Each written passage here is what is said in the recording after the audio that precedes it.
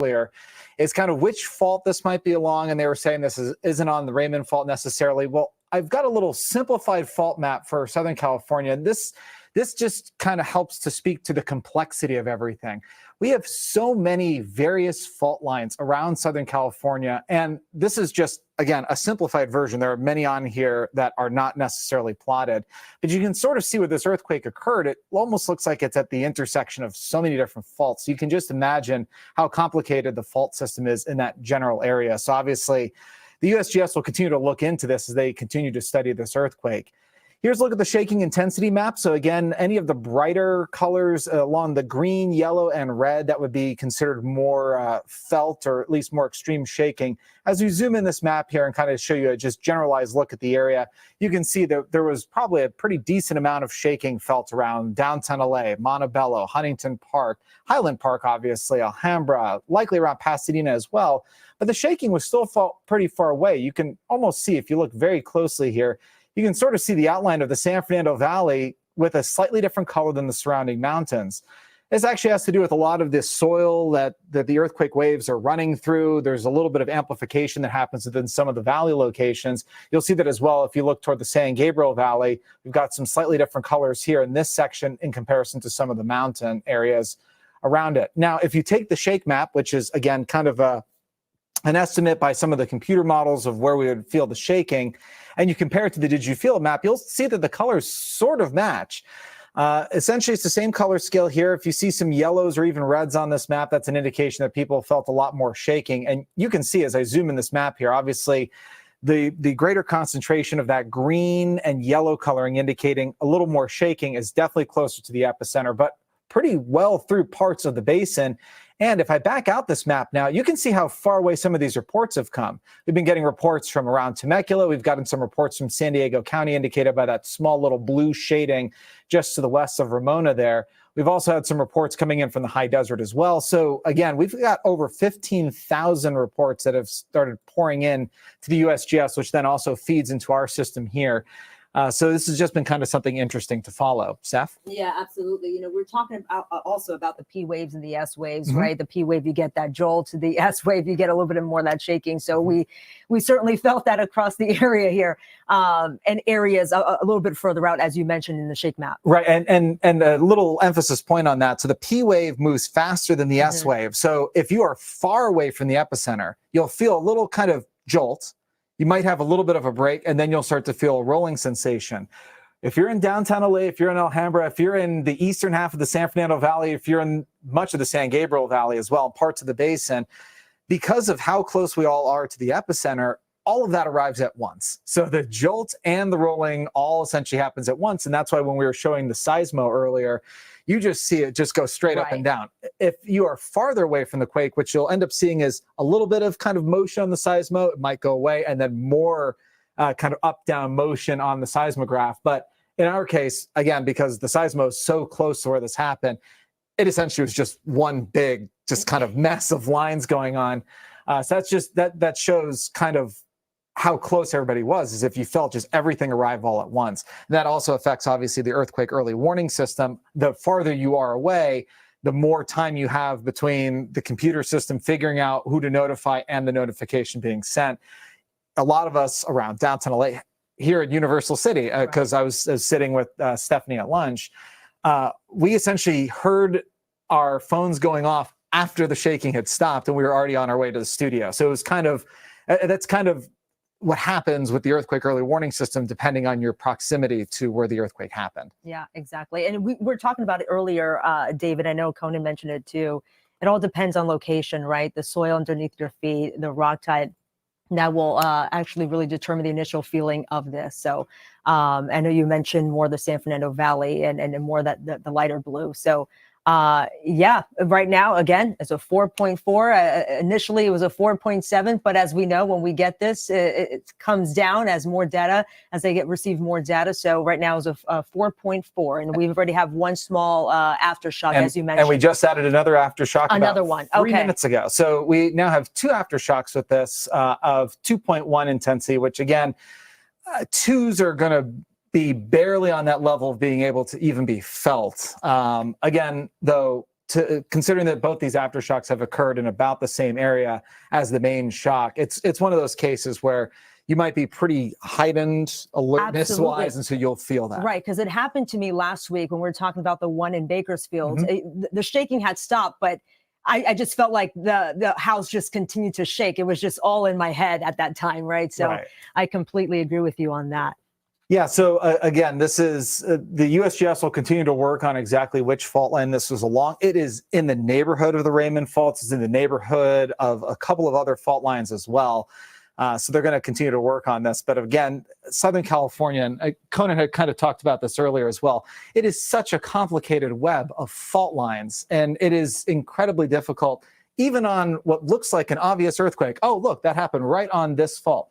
We find out later, oh, well, it's not really because it's this and this. So it is very complicated, and this is why obviously there are the professionals who come up with exactly where this is located. Right, if I could add to that, Lucy Jones once compared it to this. You get a kick out of it. If you take a stairway, let's say it's outside your house, it's a concrete stairway, and you broke a plate of glass, and then you took a broom and you started sweeping the glass up against the bottom stair. That's what the earthquake system looks like in Southern California. They're on top of each other. They're just kind of all mangled. And it's the reason why the San Gabriels don't go north and south, which most mountain ranges do. They go east and west, the transverse range. It's all because of the seismicity that's built up within the LA basin. And we had kind of heard the seismologist talking a little bit about this when we started taking the press conference. But a lot of people, there's this myth out there about, oh, well, this is good that we had something like a 4. It's relieved the stress, but it really hasn't, because we're talking about a logarithmic scale here. The difference between a 4 and a 5 is a pretty huge amount of energy, and you go up even higher than that, it's even more. All right. David, thank you very much, and Stephanie as well. Thank you. We're going to check in with Camilla Rambaldi. She is over in Exposition Park. Camilla, how are you doing? Did you feel it? So I was actually on my way here when I got that alert on my phone. So I did not hear it, but my photographer who got here just a few minutes before me, he was parked right outside of the LA Memorial Coliseum here. And he told me that he started feeling his van rocking back and forth here. I also spoke with a man who was getting ready to go on tour here at the Coliseum. And he told me he felt kind of like a swaying motion and that rocking, underneath his feet. Here's more of his reaction. Leaning against a light pole, and all of a sudden it started shaking from the bottom, and then underneath my feet it was like a swaying motion, like a little ripple feeling underneath my feet for lasted 3 or 4 seconds. What was going through your mind in that moment? I was like, because I'm here on vacation, and wow, that's an earthquake. And then my wife called me right instantly after that. Obviously, that shock that he felt when this all happened. But here at the LA Memorial Coliseum, operations are back to normal. I did speak with a few other people in this area who also felt this latest earthquake. Just another reminder to always be prepared for these kinds of situations. I'm going to go ahead and send it back to you. All right, Camilla, thank you very much for that. And yes, definitely a good reminder to be prepared. We're going to go now to Eric Scott. He's with the LAFD. Thank you very much for joining us. You're welcome, Annabella. Our pleasure. Eric, did you feel it? Where were you at? We sure did. We're at LAFD headquarters, so that's downtown Los Angeles, at literally like 1st and Main at the epicenter. At City Hall East. So there was a significant jolt, a lot of eyes opened really wide, and then there was some significant rolling that took place afterwards. Captain, I've lived here all my life. I felt the Northridge earthquake, and it's still scary for us, who grew up here and have experienced a major earthquake such as the Northridge earthquake. What do you we forget that you guys are people as well. What goes through your mind? Well, we are people as well, but fortunately we're trained, so we don't worry unnecessarily. We do really lean on preparedness. I remember the Northridge earthquake. I was actually on the freeway driving, and I thought the driver was just trying to swerve and wake me up because I was dozing off due to how early in the morning it was. So it was a significant incident, and you see all the blue flashes of light on the hillsides of Los Angeles from the transformers blowing. So as you mentioned, it's nothing too new to us. But as far as the fire department, we kind of want people to remember a couple things: that when the ground actually shakes, go to your hands and knees, tuck your head into your legs, crawl under a sturdy desk or a table. That's what we call that drop, cover, and hold on. But there's a couple things we'd like people to stay away from, and that's not often talked about. But avoid windows, bookcases, refrigerators, heavy mirrors, some objects essentially that can fall on you.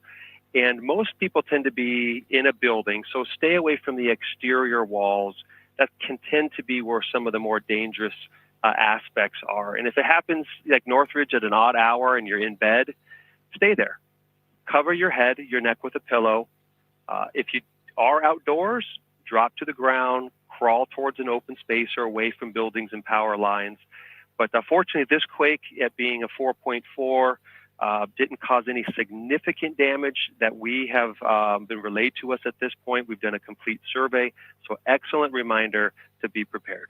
Did you have any, Captain, this is Conan Nolan, did you have any, the early warning system frequently allows you to pull up the doors on the station garages so that the apparatus will have unimpeded ability to leave if you need to be sent out. Was there any indication that you had stations close enough where you got that alert and the doors went up? You know, many people get those alerts on your cell phones, and we encourage people to do that as well. We don't have something that's pre-designated for opening doors. It's something we're continuing to look at. But what happens with your LA City Fire Department is very impressive to watch when we enter earthquake mode. That's when you have firefighters from all 106 neighborhood fire stations. They're going to complete a strategic survey of the 470 square miles of the greater Los Angeles area to ensure safety. So that happened right away.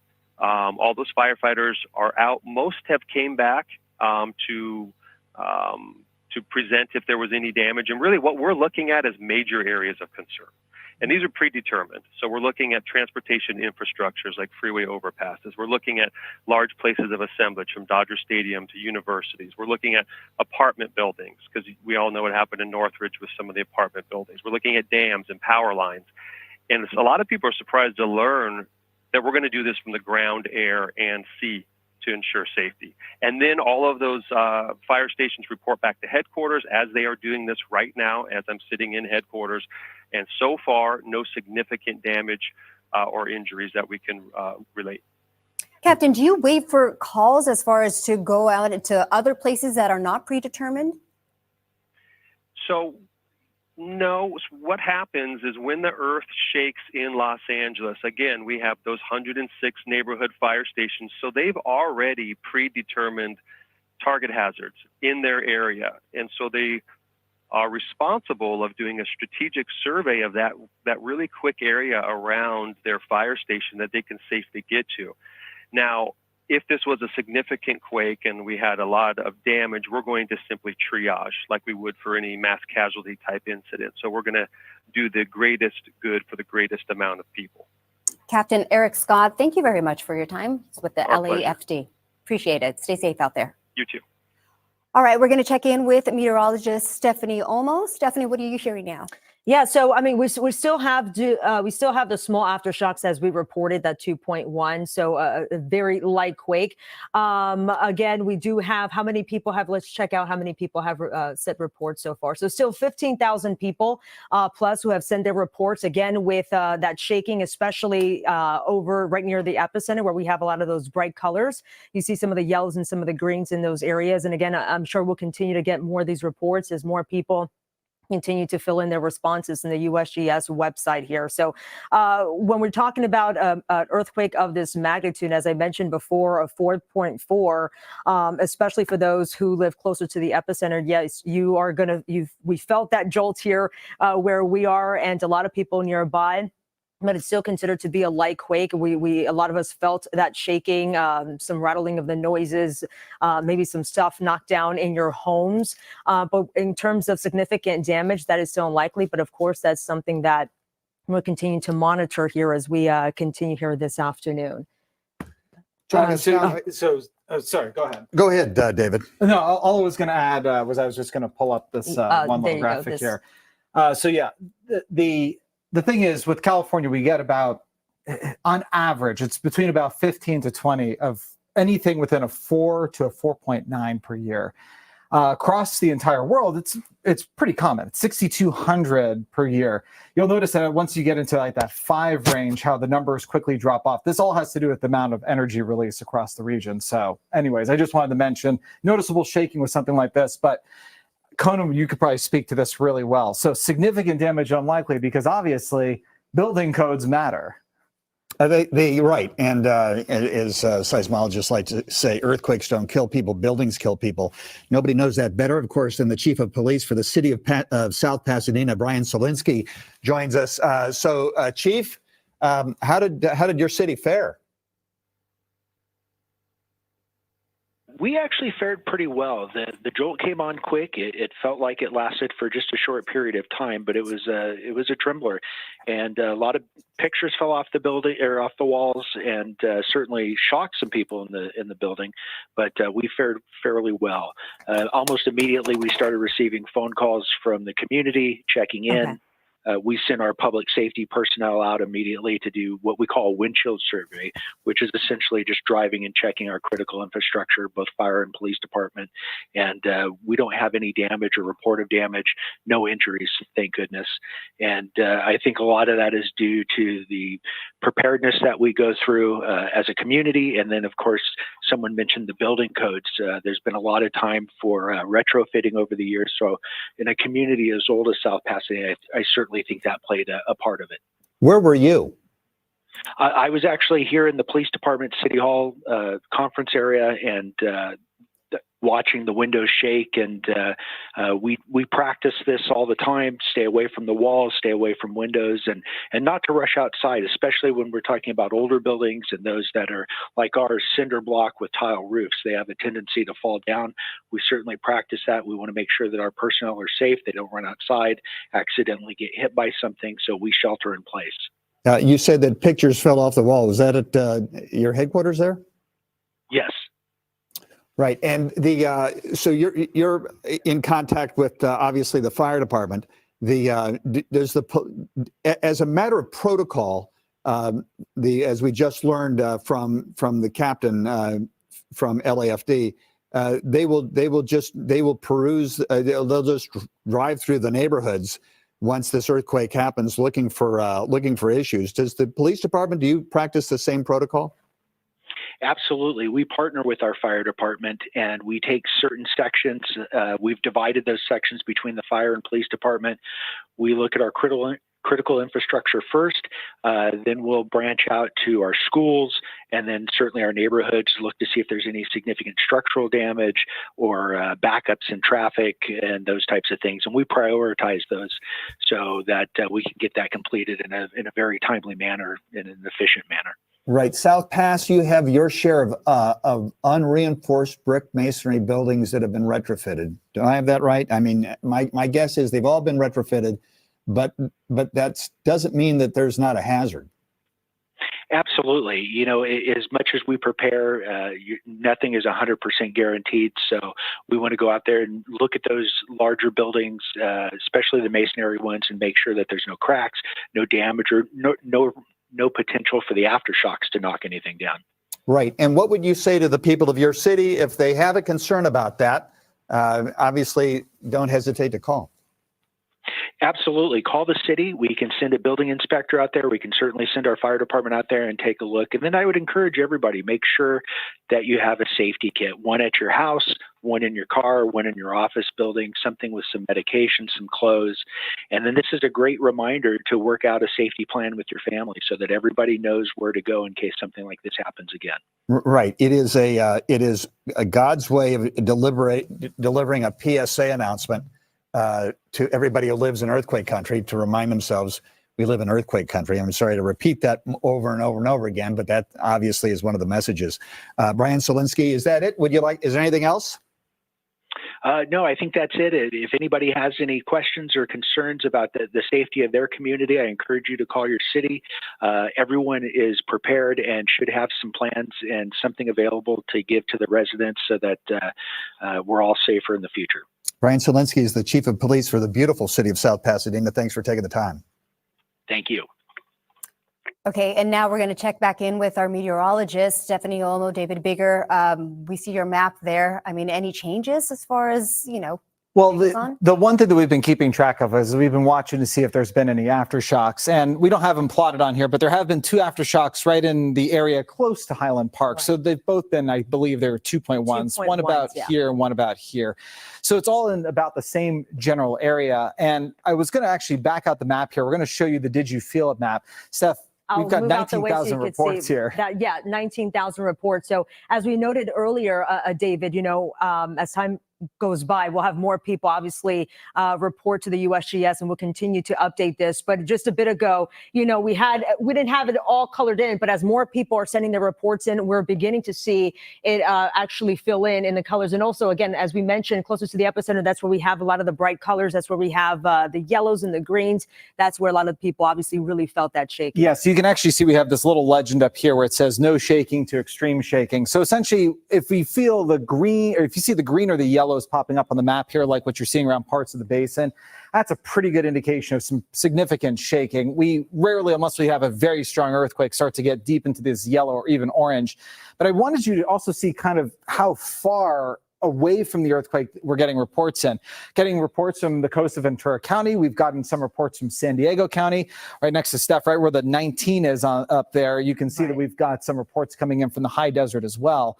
So we're going to switch this view, and we're going to go to something that was essentially generated by a computer that should look pretty similar, and it sort of does. This is the shaking intensity map. So this is what is often referred to by the USGS as the shake map. And you'll notice that a good portion of the basin has this green coloring here, an indication that it was pretty widely felt and with pretty decent intensity. But the interesting thing here, Steph, and you can add in a little bit more on this, is you'll notice all the mountain locations are one color, but you'll see these stripes here. So here's the Santa Clara River Valley.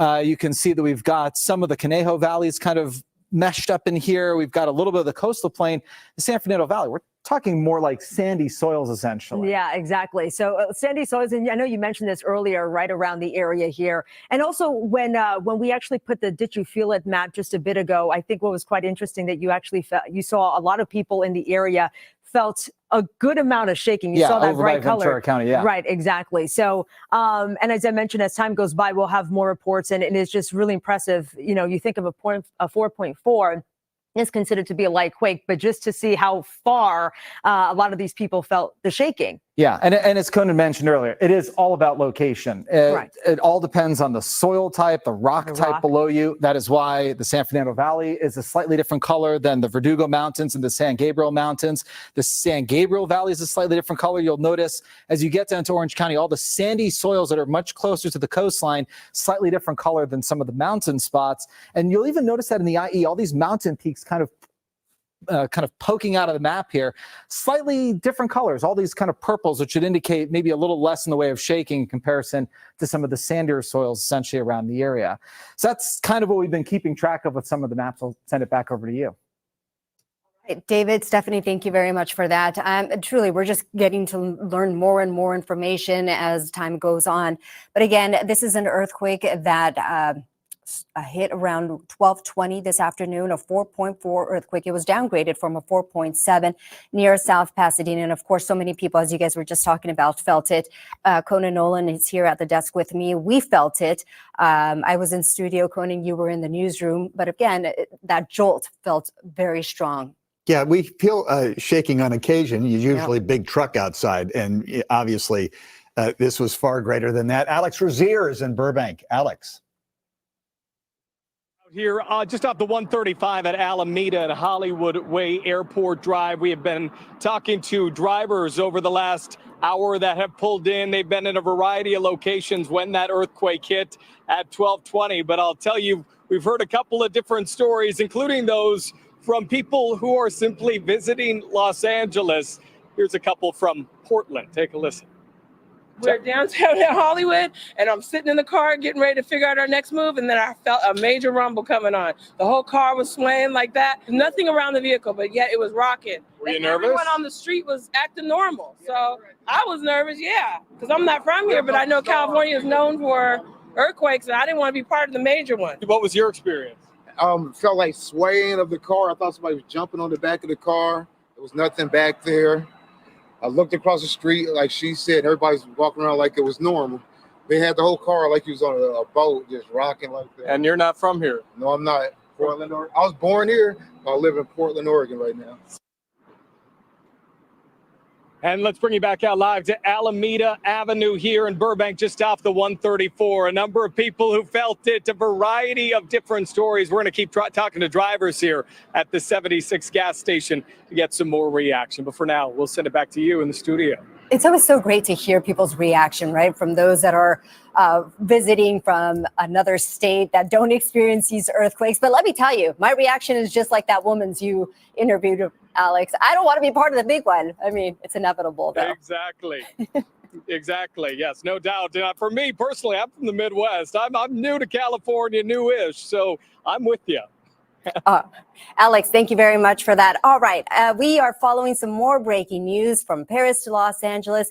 The airplane carrying the Olympic flag is landing at LAX. Well, it landed already. This is a live look from News Chopper 4. Our own Colleen Williams is on that flight along with Mayor Karen Bass, athletes on board as well. Conan, this is really exciting. And we are seeing that Delta